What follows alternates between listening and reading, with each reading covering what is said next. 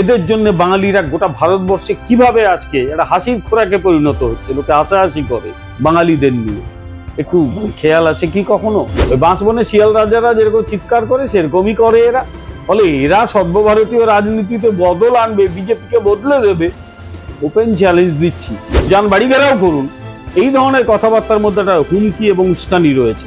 পশ্চিমবাংলায় যারা এত বাংলা ভাষা নিয়ে কথা বলে, আমি কতগুলো ওপেন চ্যালেঞ্জ করছি। তুমি নিজে ঘোরো তো, গোটা কলকাতার বিভিন্ন দোকানে বা বিজনেস এস্টাবলিশমেন্টে কটা দোকানে আজ অব্দি বাংলা করতে পেরেছে ওরা? যাক, সেইটা আগে করুক না।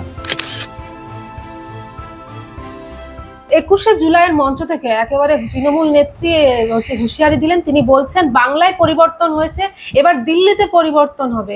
বিজেপিকে উৎখাতের ডাক দিচ্ছেন তিনি, এবং সেই সঙ্গে তিনি বলছেন যে বিজেপির বিসর্জন না হওয়া পর্যন্ত সংগ্রাম চালিয়ে যাওয়ার কথা। স্বপ্ন দেখা ভালো, কেউ তো কাউকে স্বপ্ন দেখতে বাধা দিতে পারি না। আর একটা রাজনৈতিক দল রাজ্যে ক্ষমতায় এসছে, তার স্বপ্ন থাকতেই পারে কেন্দ্রে তারা ক্ষমতা দখল করবে। সুতরাং স্বপ্ন নিয়ে আমার কিচ্ছু বলার নেই, কিন্তু আমার বক্তব্য একটাই যে অনেকে ছোট থেকে বৃদ্ধ হয়ে যায় এই স্বপ্ন দেখতে দেখতে।